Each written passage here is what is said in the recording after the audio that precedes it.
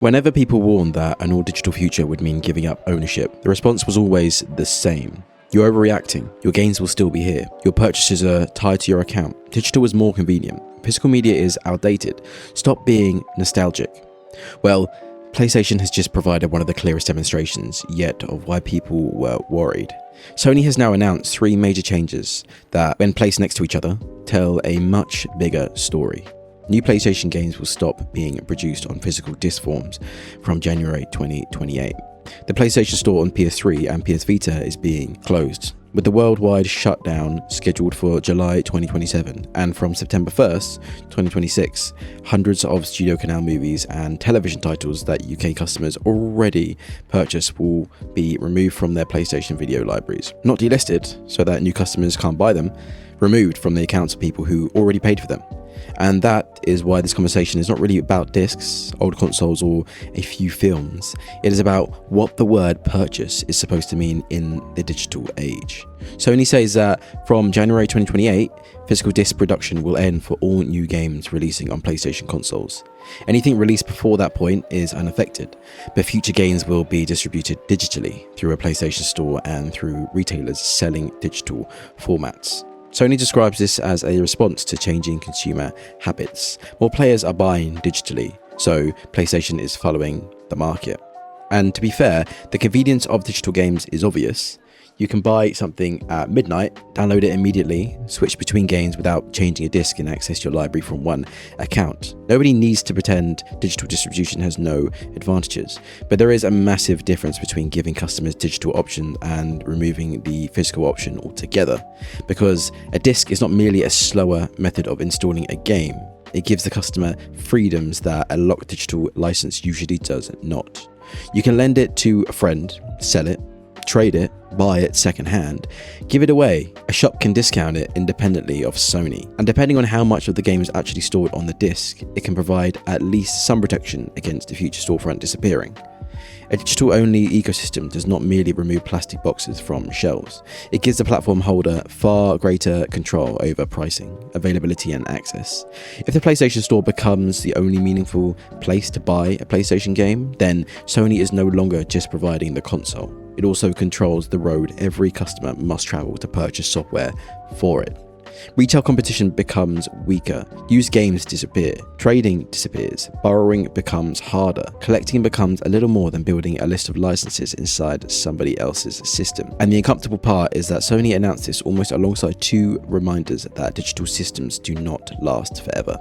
The PS3 and PS Vita stores are now approaching their actual end. Sony says the stores will close in stages. Selected PS3 markets will lose purchasing access from August 2026, while the PS3 and Vita stores will close in most remaining countries in July 2027. After that, new purchases will no longer be possible. Previously purchased content is expected to remain downloadable for what Sony calls the foreseeable future. That phrase is doing a lot of work. Not permanently, not for the lifetime of your account, but for the foreseeable future. Now, I understand why maintaining a commercial storefront on hardware released nearly 2 decades ago becomes technically difficult. Payment standards change, security requirements change, infrastructure costs money to maintain. Nobody can reasonably expect every online shop to operate forever in exactly the same form, but closing a shop is not the same thing as preserving what was sold through it. The PS3 and PS Vita stores contains games that are difficult, expensive, or sometimes impossible to access elsewhere. There are digital-only releases, downloadable expansions, smaller experimental games, and older PlayStation classics that never received modern ports. Once the shop closes, those titles do not automatically migrate to PS5. They do not magically appear in a museum. In many cases, the legitimate purchasing route simply disappears. And this is not Sony's first attempt to close these stores. In 2021, PlayStation announced that PS3 and Vita purchasing would end. It then reversed the decision following opposition from players. Sony admitted at the time it had made the wrong decision and said it recognized how passionate people were about keeping classic games available. PSP commerce functionality still ended, but the PS3 and Vita stores survived. 5 years later, the closure is back. The difference is that this time it arrives beside the planned death of physical game production. That changes how the announcement feels. It no longer looks like one old shop reaching the unavoidable end of its technical life. It looks like another step towards a future in which every PlayStation generation eventually becomes dependent on Sony continuing to operate the servers, accounts and licensing systems behind it. And then we reach the part that makes every reassurance about digital ownership harder to believe. PlayStation has told UK customers that from September 1st, 2026, previously purchased Studio Canal content will be removed from their video libraries because of licensing agreements. The affected list reportedly contains 551 titles, including films such as Paddington, Paddington 2, Pan's Labyrinth, Moonlight, Apocalypse Now, The Final Cut, and Terminator 2. These were not subscription titles that people temporarily accessed through a monthly service. They were presented as purchases. Customers exchanged money for what appeared to be permanent access, and now that access is being withdrawn because an agreement between two companies has changed, the customer did nothing wrong. Their account was not banned, their payment did not fail, they did not violate any rules. The underlying license changed, so the product disappears. That exposes the fundamental problem with the language used by many digital storefronts. If a company can remove something years later without transferring a usable copy to the customer, then buy does not mean what most people believe it means. It means something closer to pay once for access that may continue until the companies involved decide otherwise. PlayStation actually stopped selling and renting films and television programs through its old video store in August 2021. At the time, Sony provided instructions explaining how customers could continue accessing content they had already acquired. 5 years later, some of that content is being removed anyway. Sony could argue that games and films involve different licenses, different systems, and different commercial agreements. Technically, that is true, but from the customer's perspective, the principle is identical. You paid, the item appeared in your library, the button said purchase, and your continued access depended on a chain of corporate agreements you could neither see nor control. Whenever physical media is discussed, the debate gets dismissed as collectors being sentimental about boxes. And yes, nostalgia is a part of it. People enjoy shelves filled with games. They remember midnight launches, instruction manuals, special editions, and lending a favorite game to a friend. But the strongest argument for physical media is not emotional, it is structural. Physical media creates friction between the customer and corporate control. A platform holder cannot remotely increase the price of a disc already sitting in your home. It cannot remove that disc from your shelf after a licensing dispute, or stop you from selling it to someone else. Physical ownership is not perfect. Modern games frequently require patches. Some discs do not contain a completely functional version of the game. Online-only titles can become useless when servers close, but imperfect ownership is still more meaningful than access that can simply disappear from an account.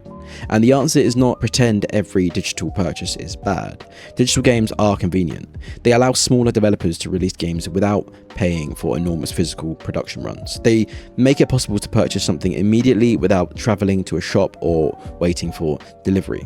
The answer is choice.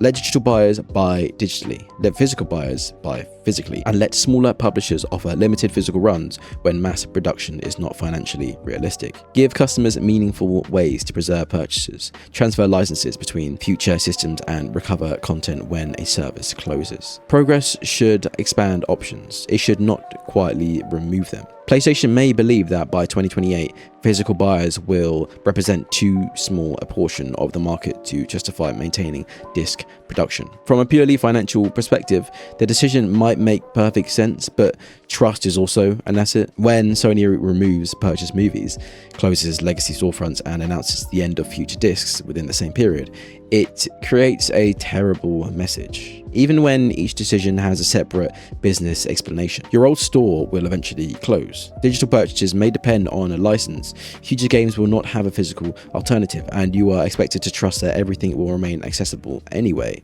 That is a difficult sales pitch. An all-digital future can only work if customers believe the platform holder will protect their libraries across decades. That means clear guarantees, strong refund policies, preservation plans, backward compatibility, and legal language that ordinary people can actually understand. If companies want us to stop buying physical products, then digital ownership needs to become stronger, not weaker. You can't remove the safety net and then provide multiple examples of why that safety net was needed. The death of PlayStation discs is not important because plastic is magical. It is important because the physical media gives customers something digital platforms increasingly avoid giving them: independence. The PS3 and Vita store closure shows that digital storefronts have an expiration date. The Studio Canal removals show that something labelled as purchase can still vanish. And the end of physical disc production means future players may have no alternative when those systems eventually reach the same point. None of this means PlayStation is collapsing. It doesn't mean digital games are automatically worthless or that Sony is the only company moving in this direction, but it does mean the industry needs to stop using the language of ownership while selling temporary permission. If I rent something, call it a rental. If I am buying a recoverable license, make that unmistakably clear before taking my money.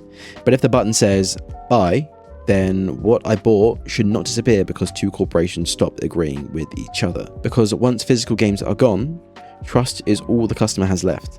And right now, PlayStation is giving people fewer and fewer reasons to believe that trust will be rewarded.